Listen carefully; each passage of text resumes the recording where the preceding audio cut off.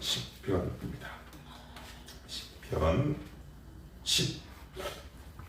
808페이지. 다같이 한 목소리로 1절로부터 18절까지 같이 읽겠습니다.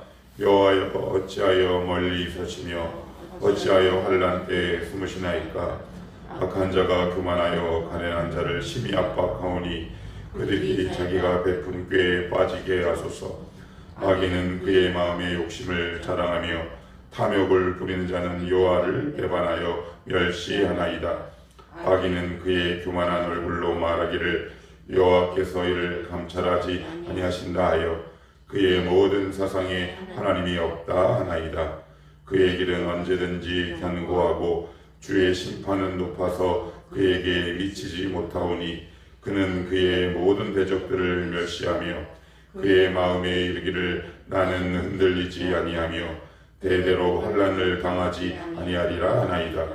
그의 입에는 저주와 거짓과 포악이 충만하며 그의 혀 밑에는 잔해와 죄악이 있나이다. 그가 마을 구석진 곳에 앉으며 그 은밀한 곳에서 무죄한 죄를 죽이며 그의 눈은 가련한 자를 엿보나이다. 사자가 자기의 굴에 엎드림같이 그가 은밀한 곳에 엎드려 가련한 자를 잡으려고 기다리며 자기 그물을 끌어당겨 가련한 자를 잡나이다. 그가 부풀려 엎드리니 그의 포악으로 말미암아 가련한 자들이 넘어지나이다. 그가 그의 마음에 이르기를 하나님이 잊으셨고 그의 얼굴을 가리셨으니 영원히 보지 아니하시리라 하나이다. 여호와여, 일어나옵소서. 하나님이여, 손을 두옵소서.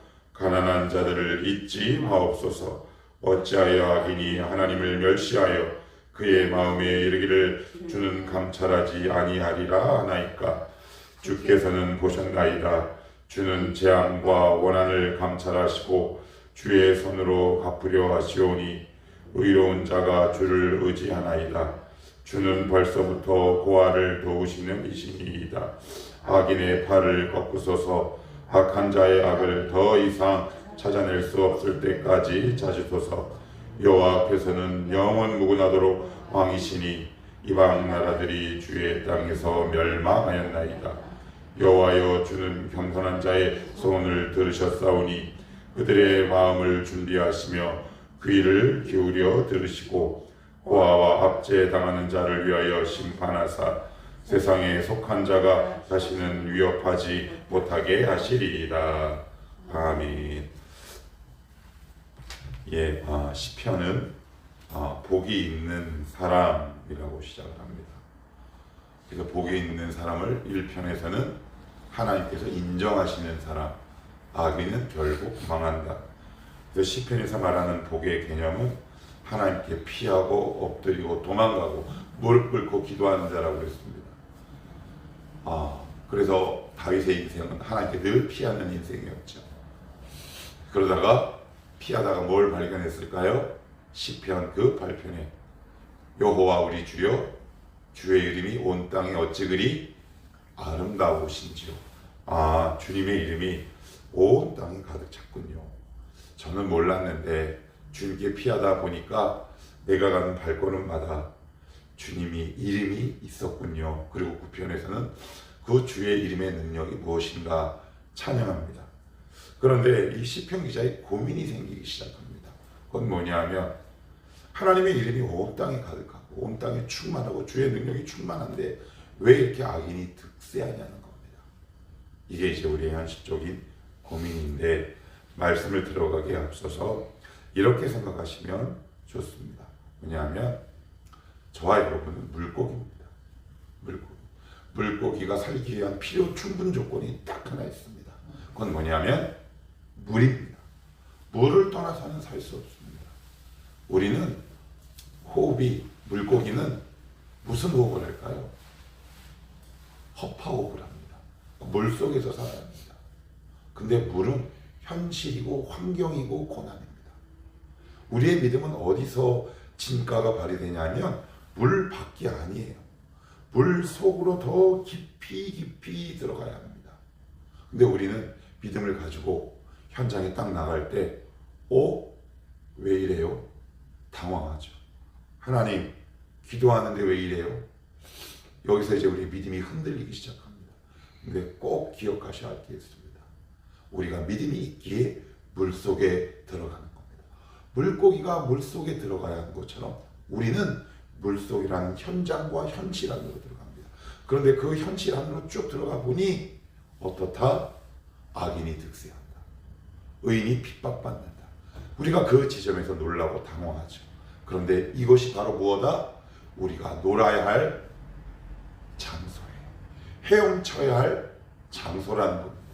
우리가 이 사실을 잊으면 우리는 늘 어느 지점에서 믿음이 딱 멈추냐면 하나님 왜 이래요? 하나님 왜 이래요? 그 지점에서 다시 어디로 나올까요? 제가 얼마 전에 이런 동영상을 본 적이 있습니다. 짧은 동영상, 일명 쇼츠라고 하는데 제가 자연 다큐멘터리를 좋아해서 다큐멘터리 구독을 몇 개 좀 해놓은 게 있는데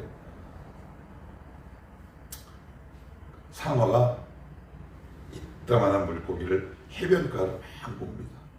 그랬더니 얘가 물 밖으로 팍 하고 나온 겁니다. 그랬더니 그 모습을 본 사람이 다시 손으로 물 안으로 확 하고 던져버려요. 그랬더니 또 그 상어가 물고기를 막 해안가를 따라 쫓아올 거 아닙니까? 그랬더니 얘가 어디를 피할까요? 다시 물 밖으로 팍 하고 뛰어나오더라고요. 그랬더니 그 장면을 본 사람이 이번에는 발로 그 물고기를 물 안으로 쑥 하고 집어넣어버려요. 여러분 믿음이 이래요. 여러분 물 밖에 나오면 죽습니다.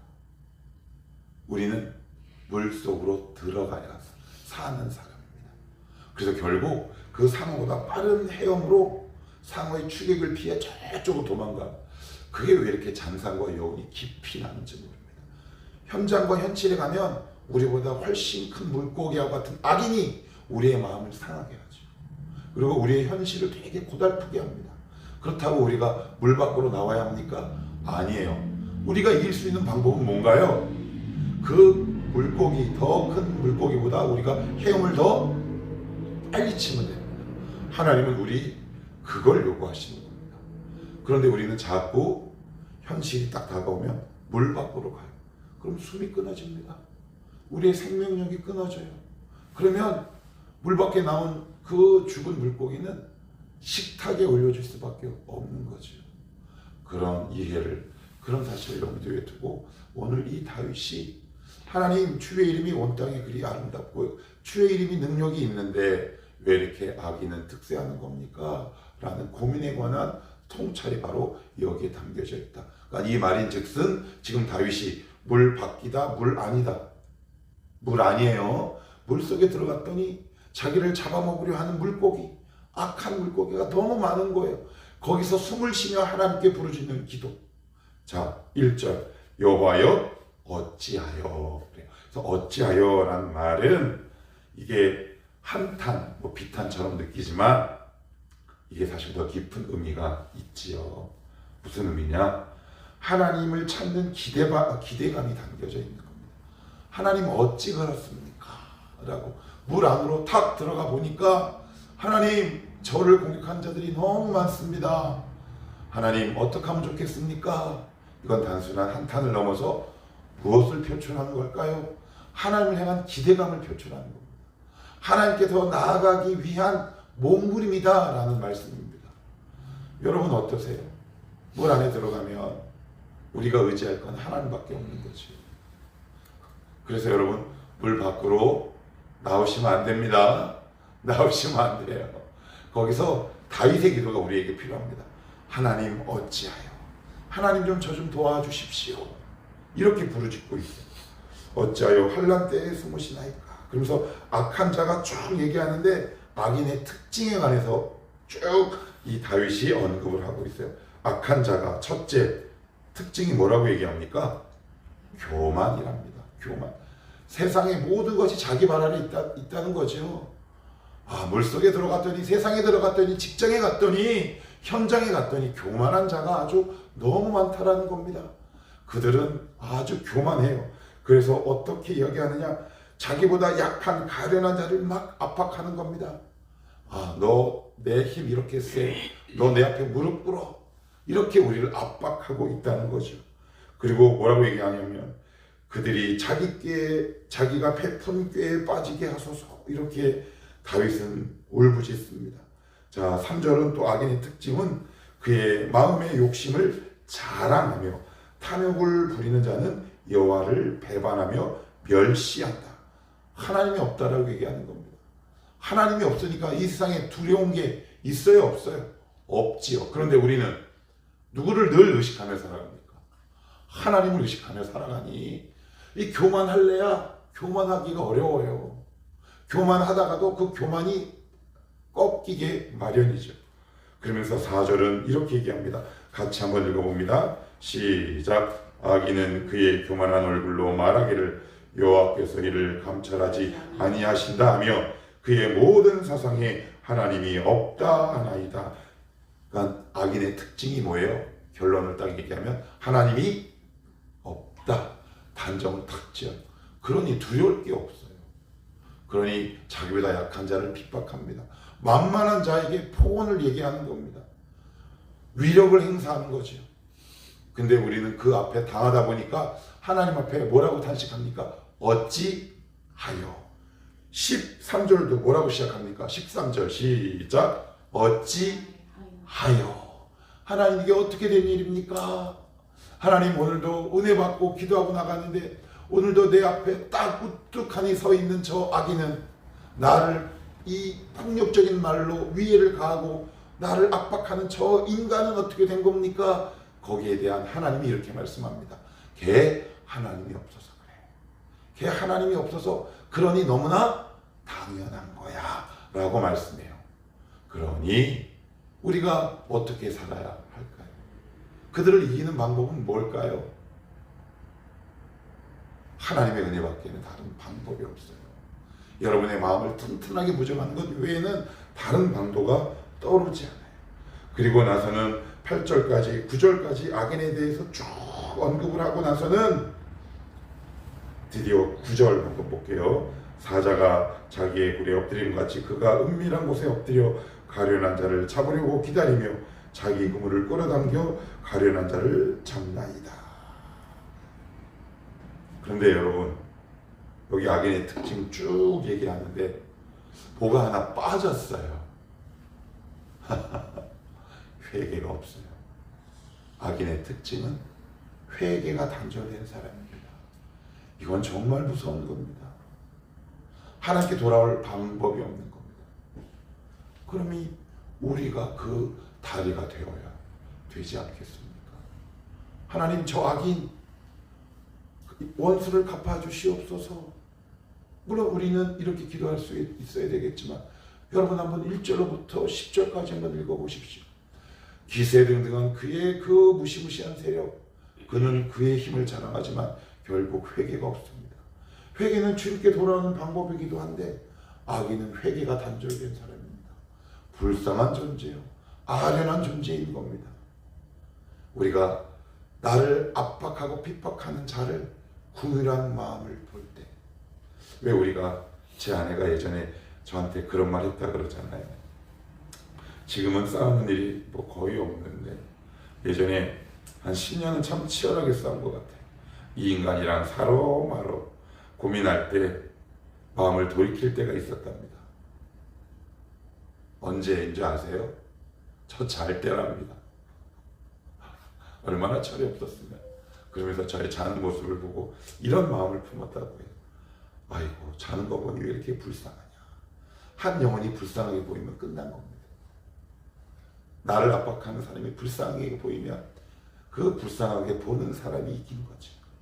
하나님은 우리의 믿음이 여기까지 가기를 원하십니다. 그래서 하나님은 나는 분명히 말씀 있고 기도하는데 왜 내가 나간 현장에는 왜 이렇게 저 인간이 나를 압박할까? 그 가운데에서 이렇게 기도하십시오. 하나님 어찌하여 하나님 저가 회개하게 하옵소서. 그게 성도의 마땅한 사명이요 책임 아니겠습니까? 그러면서 이 시편 기자 다윗은 악인에게 맞췄던 초점이 어디로 향하느냐? 14절로부터는 하나님께로 옮겨가기 시작합니다. 악인만 보면 답이 있어요, 없어요? 답 안 나와요. 그만 보고 있으면 한숨만 나와요. 그래서 14절로부터는 시선의 대이동이 있습니다. 영화를 보시면 앵글, 카메라 앵글이 옮겨가잖아요. 그것처럼 이 다윗의 시선이 악인에 주목했다가 아니지, 악인에게 주목하면 내가 감정적으로 빠질 수밖에 없어. 이런 생각 들지 않습니까? 문제만 보면 그 문제의 늪으로 점점 빠져들어가지 않습니까? 그래서 14절은 뭐라고 얘기하냐면 이렇게 다윗은 노래합니다. 주께서는 보셨나이다. 주는 재앙과 원한을 감찰하시고 주의 손으로 갚으려 하시오니 의로운 자가 주를 의지하나이다. 이게 무슨 말일까요? 하나님 악인을 보면 답이 없지만 이제부터 저는 악인을 보는 것이 아니라 누구를 보겠다? 하나님을 보겠다. 그러면 하나님이 우리의 삶 속에 가시 같고 아프고 나를 콕콕 찌르는 것들을 허락하신 이유를 발견할 수 있겠죠. 주를 의지하도록 하기 위해. 그런데 이런 상황이 되면 두 부류가 나타난다 그랬어요. 이제 여러분 아시지요? 어떤 부류요? 다윗처럼 어찌하여 하면서 하나님 앞에 점점 가는 사람이 있는가 하면 하나님 쟤 왜 그래요? 흥 하고 돌아서 나가는 사람이 있어요. 우리 어제 말씀 살펴봤잖아요. 이스라엘 백성이 그랬죠. 그래서 그 기다린 시간이 몇 년이라고 그랬어요? 20년이라고 그랬어요. 여러분, 악인이, 괴롭히는 사람이, 아픔이 내 앞에 있거든. 그것을 보면 문제가 보이지 않습니다. 여러분, 저는 25명의 삶을 안고 갑니다. 그런데 기도하다 보면 막막해요. 막막해. 죄송합니다. 답이 안 나올 때 있습니다. 그럴 때마다 하나님이 저를 채찍질 하십니다. 야, 이 녀석아, 너 왜 걔를 봐? 나 봐. 나 봐. 그래서 오늘 아침에도 그 어찌하여라는 이 마음을 갖고 하나님 앞에 부르짖습니다. 그래요. 그래서 제가 이 자리에 딱 앉자마자 첫 번째 기도한 게 뭐냐면 그들의 삶의 무게보다 더 무거운 하나님, 그들이 저지른 죄악보다 더 긍휼이 크신 하나님, 우리 사랑하는 성도들을 돌보아 주옵소서. 다윗이 바로 시선의 이동이 일어나기 시작해요. 의로운 자가 주를 의지하나이다. 그러면서 15절 악인의 팔을 꺾으소서, 악한 자의 악을 더 이상 찾아낼 수 없을 때까지 찾으소서. 여호와께서는 무궁하시도록 왕이시니 이방 나라들이 주의 땅에서 멸망하나이다. 17절 한번 읽어볼까요? 자, 시작. 여호와여, 주는 겸손한 자의 소원을 들으셨사오니 그들의 마음을 준비하시며 귀를 기울여 들으시고 고아와 압제당한 자를 위하여 심판하사 세상에 속한 자가 다시는 위협하지 못하게 하시리이다. 17절 얼마나 위로가 되는지 몰라요. 어제 말씀을 준비하는데 17절 말씀이 너무 위로가 되더라고요. 여호와여, 주는 겸손한 자의 소원을 뭐라고요? 들으실 겁니다. 과거형. 그럼 겸손한 자는 뭐예요? 주님께 나아가는 자. 시편에서 말하는 겸손한 자, 복이 있는 사람다 하나님께 피하는 사람이라 그랬습니다. 네 기도 지금 들었어 라고 말씀하고 있는 거예요. 여러분의 기도를 안 듣는 게 아닙니다. 하나님이 들으셨답니다. 그리고 앞으로도 듣고 지금도 듣고 계신다고 말씀합니다. 우리의 삶의 현장은 나는 분명히 주의 이름, 그 영광, 그 빛을 경험했는데 그것과 다르게 현장은 참 캄캄합니다. 나를 아프게 하는 현실이 있죠. 어떻게 하시겠습니까? 하나님, 저 사람을 보면 답은 없지만 다시 하나님께 나의 시선을 두겠습니다. 그랬더니 다윗은 무엇을 발견한 겁니까? 하나님이 내 기도를 들으셨구나 라는 것을 보게 됩니다. 여기서 살아가는 힘이 생기죠. 그래서 이 믿음을 갖고 기도하다 보면 하나님이 응답하시는 겁니다. 여러분, 여기까지 가십시오. 하나님은 우리의 기도를 외면하실 수 없어요. 여러분, 뭐라고요? 외면하실 수 없다고요. 왜요? 그 증거가 뭔지 알려드려요? 예수의 이름 때문에 그래요. 예수님의 이름 때문에 그렇습니다. 예수님이 우리 언약의 보증이에요. 그래서 지금 당장 내가 기대하고 눈에 띄는 응답과 상황이 오지 않는다 해도 우리가 묵묵히 꾸준히 기도해야 하는 이유가 바로 여기 있습니다. 제가 다시 한번 읽고 오늘 말씀을 마칠게요. 17절입니다. 여호와여, 주는 겸손한 자의 소원을 들으셨사오니 그들의 마음을 준비하시며 귀를 기울여 들으시고. 현재형이거든요. 하나님 오늘 이 말씀을 붙들고 기도하게 하셔서 나를 힘들게 하는 악한 상황이나 현장, 사람의 나의 마음과 시선을 두지 말게 하시고 빠지지 않게 하셔서 나의 시선과 마음을 다시금 하나님께 돌리게 하옵소서. 하나님 응답해 주시니 감사합니다. 이렇게 선포하는 기도의 사람들 다 되셨으면 좋겠습니다. 그런 분들이 되시기를 축복합니다. 기도합시다.